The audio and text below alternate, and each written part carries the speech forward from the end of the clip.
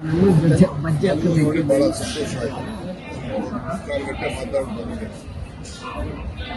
ಇಲ್ಲಿ ನಮ್ಮ ವಾಸವಿ ಸಂಸ್ಥೆಯವರು ಪ್ರತಿ ವರ್ಷ ಅವರೆಕಾಳನ್ನ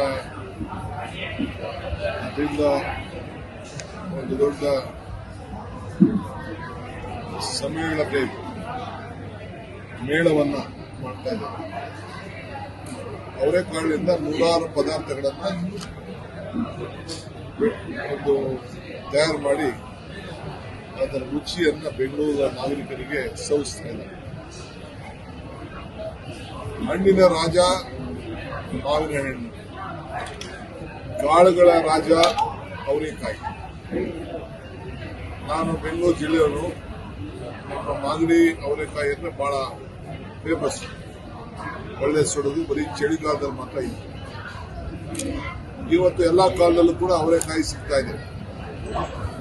ಈಗ ನಾನು ಬೆಳಗ್ಗೆ ಯೂನಿವರ್ಸಿಟಿ ಕ್ಯಾಂಪಸ್ ಅಲ್ಲಿ ನೋಡಿದೆ, ಕೋಲಾರನಿಂದ ಬಹಳ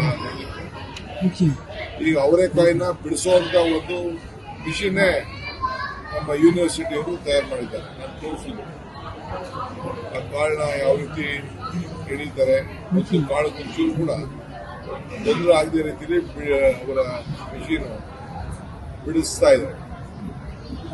ಸೊ ಇದು ಮುಂದಕ್ಕೆ ಅದು ಹೊಸದಾಗೆ ಬರ್ತದೆ. ಇವತ್ತು ಏನು ಈ ಸಂಸ್ಥೆಯವರು ಮಾಡ್ತಾ ಇದ್ದಾರೆ, ಸುಮಾರು 5-6 ಲಕ್ಷ ಜನ ಬಂದು ಇವತ್ತು ಬೆಂಗಳೂರು ನಗರದಲ್ಲಿ ಇದರಲ್ಲಿ ಬಂದು ನಾನು ನೋಡ್ತಾ ಇದ್ದೀನಿ. ಎಲ್ಲ ಹೆಣ್ಮಕ್ಳು, ಎಲ್ಲ ಯುವಕರು, ಹಿರಿಯರೆಲ್ಲ ಬಂದು ಬಹಳ ಸಂತೋಷದಿಂದ ಈ ಹೊಸ ಈ ಅವರೆಕಾಯಿನಿಂದ ಏನೆಲ್ಲ ಪದಾರ್ಥಗಳು ಮಾಡಬಹುದು. ಐಸ್ ಕ್ರೀಮ್ ಅಂತ ಹಿಡಿದು ಚಿತ್ರಾನ್ನ, ದೋಸೆ, ಸ್ಯಾಂಡ್ವಿಚ್ಚು, ಪಾನಿಪುರಿ. ನಾನು ಪಾನಿಪುರಿ ತಿಂದೆ, ಸ್ಯಾಂಡ್ವಿಚ್ ನೋಡಿದೆ, ಲಾಸ್ಟ್ ಟೈಮ್ ದೋಸೆ ತಿಂದಿದ್ದೆ, ಎಲ್ಲ ಕೂಡ ನೋಡಿದ್ದೆ. ಸೊ ನನಗೂ ಅವರೆಕಾಳು ಅಂತ ಬಹಳ ಇಷ್ಟ. ನಮ್ಮ ಮನೆಯಲ್ಲಿ ಮೊದಲಿಂದ ಕೂಡ ಅವರೆಕಾಳನ್ನ ಅನೇಕ ಪದಾರ್ಥಗಳನ್ನ ಮಾಡ್ತಾರೆ. ನನ್ನ ಮಿತ್ರ CK ಚಂದ್ರು ಒಂದು ಕಾರ್ಯಕ್ರಮದಲ್ಲಿ ಅವರೆಕಾಳು ಉಪ್ಪಿಟ್ಟು ಮಾಡಿಕೊಟ್ಟಿದ್ದ.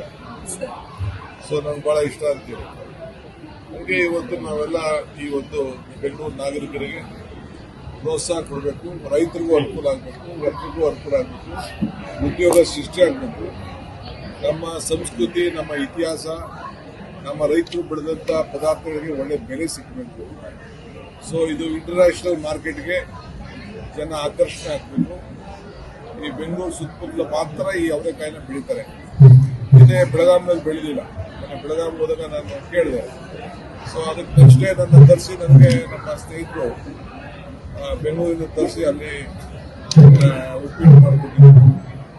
ಹಾಗೆ ಇದು ವಿಶೇಷವಾಗಿ ಈ ಭಾಗದಲ್ಲಿ ಈ ಭೂಮಿಲಿ ಬೆಳೆಯುವಂತ ಈ ಅವರೆಕಾಯಿಗೆ ಪ್ರೋತ್ಸಾಹ ಕೊಡಬೇಕಾದ್ರೆ ನಮ್ಮ ಕರ್ತವ್ಯ. ಸೊ ಅವರೆಕಾಯಿ ಅಂದ್ರೆ ಮಧ್ಯದಲ್ಲಿ ಹೊಲದಲ್ಲಿ ರಾಗಿ ಪಕ್ಕದಲ್ಲಿ ಒಂದು ಸಾಲು ಬೆಳೀತಾರೆ. ಅದು ನಮ್ಮ ಮನೆಯಲ್ಲೆಲ್ಲ ನನಗೆ ಅವರೆಕಾಯಿ ಬೆಳೆಯೋದನ್ನು ನಾನು ಗಮನಿಸಿದ್ದೆ. ಮಧ್ಯ ರಾಗಿ ಬೆಳೀತಾರೆ, ಒಂದು ಜೋಳ ಅದ್ರ ಪಕ್ಕದಲ್ಲಿ ಅವರೇ ಬೆಳೀತಾರೆ. ಇದು ಫುಲ್ ರೆಗ್ಯುಲರ್ ಆಗಿ ಹೊಲ ಫುಲ್ ಹಾಕುವುದಿಲ್ಲ. ಸೊ ನನಗೆ ಅನುಭವ ಇದೆ. ಈಗೇನಾದ್ರು ಟೆಕ್ನಾಲಜಿ ಚೇಂಜ್ ಆಗಿದೆಯೋ ಗೊತ್ತಿಲ್ಲ ನನಗೆ. ಸೊ ನೋಡಿದ್ದೇನೆ. ಸೊ ಬಂದು ಬೆಂಗಳೂರು ನಾಗರಿಕರಿಗೆ ನೀವು ಇದನ್ನ ಸರಿಯಾದ ರೀತಿಯಲ್ಲಿ ಗಮನಿಸಿ ಉಪಯೋಗಿಸ್ಕೊಳ್ಳಿ. ಒಳ್ಳೆಯದಾಗಲಿ.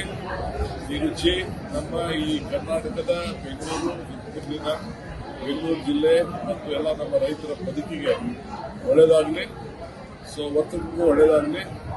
ಆಮೇಲೆ ವಾಸವಿ ನಮ್ಮ ತಂಡದವರು 26 ವರ್ಷದಿಂದ ಮಾಡ್ತಾ ಇದ್ದಾರೆ. ನಮ್ಮ ಯುವರಾಜ್ ಕೂಡ ಬಹಳ ಪ್ರೋತ್ಸಾಹ ಕೊಡ್ತಾ ಇದ್ದಾರೆ. ಸೊ ನಾವೆಲ್ಲ ಸೇರಿ ಇದಕ್ಕೆ ಪ್ರೋತ್ಸಾಹ ಕೊಡಬೇಕು ಅಂತ ಹೇಳಿ ಬಂದಿದ್ದೇವೆ. ಅವರೆಲ್ಲ ಶುಭವಾಗಲಿ. ನಾಗರಿಕರು 4 ತಾರೀಕು ಈ ಕಾರ್ಯಕ್ರಮ ಇರ್ತದೆ. ಬಂದು ಉಪಯೋಗಿಸ್ಕೊಳ್ಳಿ, ಸವಿರಿ, ಸಂತೋಷ ಇರಬೇಕು ಅಂತ ನಿಮ್ಗೆಲ್ಲ ನಾನು ಶುಭ ಹಾರೈಸ್ತೇನೆ. ಹೊಸ ವರ್ಷ ನಿಮ್ಮೆಲ್ಲರೂ ಕೂಡ ಒಳ್ಳೆಯದಾಗಲಿ. ಹೊಸ ವರ್ಷ 2026 ನಿಮ್ಮ ಬದುಕಿನಲ್ಲಿ ಇನ್ನ ಹೆಚ್ಚಿಗೆ ಶಕ್ತಿ ತುಂಬಿ ಸಂತೋಷ ಇರಬೇಕು ಅಂತೇಳಿ ನಾನು ಆಶಿಸ್ತಾ ಇದ್ದೇನೆ. ಸರ್, ಹೈಬಿಲ್ ಕ್ರಾಸ್ ವಿಚಾರಕ್ಕೆ ಸಂಬಂಧಪಟ್ಟಂಗೆ ಇದು ಕೇರಳ ಸರ್ಕಾರ ಆಂತರಿಕ ವಿಚಾರಗಳಲ್ಲಿ ತಲೆ ಮಾಡ್ತಿದ್ದಾರೆ. ಕೇರಳ ಪಾಪ ಅವ್ರಿಗೆ ಗೊತ್ತಿಲ್ಲ ಅಂತ ಕಾಣ್ತದೆ. ಅವ್ರಿಗೆ ಕೇರಳ CMಗೆ ಗೊತ್ತಿಲ್ಲ ವಾಸ್ತವಾಂಶ ಏನಂತ. ಅದು ಕಸ ಹಾಕುವಂಥ ಜಾಗ, ಯಾರು ಕೇಳಲ್ಲ ಅಂದ್ಬಿಟ್ಟು ಅದು ಮುಸ್ಲಿಂ MP ಯಾರೋ ಬಂದಿದ್ದಾರಂತೆ ಸರ್, CPM MP ಯಾರೋ ಬಂದು ಎಲ್ಲ ಸ್ಪಾಟ್ಗೆ. ನಾನು ಬರಲಿಲ್ಲ, ಯಾರು ಹೋಗಿಲ್ಲ, ನಮಗೇನು ಮಾಹಿತಿ ಏನಿಲ್ಲ. ನಾನು ಎಲ್ಲ ಮಾಹಿತಿ ಎಲ್ಲ ಪಡ್ಕೊಂಡಿದ್ದೇನೆ. ನಾವೆಲ್ಲ ಭೂಮಿನ ಕಬಳಿಸ್ಕೊಳ್ಳೋಕ್ಕೆ ಸರ್ಕಾರಿ ಕಸ ಹಾಕುವಂಥ ಜಾಗ ಭಾಳ ಡೇಂಜರಸ್ ಪ್ಲೇಸ್. ನಾಳೆ ಬೆಳಗ್ಗೆ ಆರೋಗ್ಯ ಕೂಡ ಭಾಳ ತೊಂದರೆ ಆಗ್ತದೆ. ಯಾರಾದ್ರೂ ಎಲಿಜಿಬಲ್ ಬಡವರಿದ್ರೆ ಅವ್ರಿಗೆಲ್ಲ ನಾವು ಸೈಟ್ ಮನೆ ಕೊಡೋದು ಕೆಲಸ ನಾವು ಮಾಡ್ತೀವಿ. ಸೊ ಈಗ ನಾನೆಲ್ಲರೂ ನಮ್ಮ ಜನ ಹೋಗಿ ಕೇರಳಲ್ಲಿ ಯಾರಾದ್ರು ಹಾಕಿದ್ರೆ ಗುಡಿಸಲುಗಳು ಹಾಕಿದ್ರೆ ಬಿಟ್ಬಿಡ್ತಾರ ಸರ್ಕಾರ. ಯಾರು ಬಿಟ್ಟಿಲ್ಲ. ಏನಕ್ಕೆ ಅಷ್ಟೊಂದು ಮುತುವರ್ಜಿ ಅನ್ಸುತ್ತೆ ಸರ್? ಎಲೆಕ್ಷನ್ ಹತ್ರ ಮಾಡ್ಬಿಟ್ಟು ಅವರೆಲ್ಲ ಮಾತಾಡ್ತಾರೆ. only because of the election we speaking about the in our state we know how to protect. We know the doesn't know the law of land of Karnataka. We can't have a lot of slum dwellers creating the confusion. Bangalore doesn't have much slums like Bombay or other.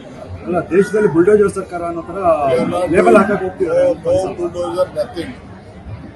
Very peacefully we are removing all the unauthorized encroachments, and if they are all eligible, we will give them placement. Some of them are trying to misuse and collect hafta from all this encroachment. It's not our police. News first ನಿರ್ಭೀತಿಯಿಂದ ನಿಮ್ಮ ಪರವಾಗಿ.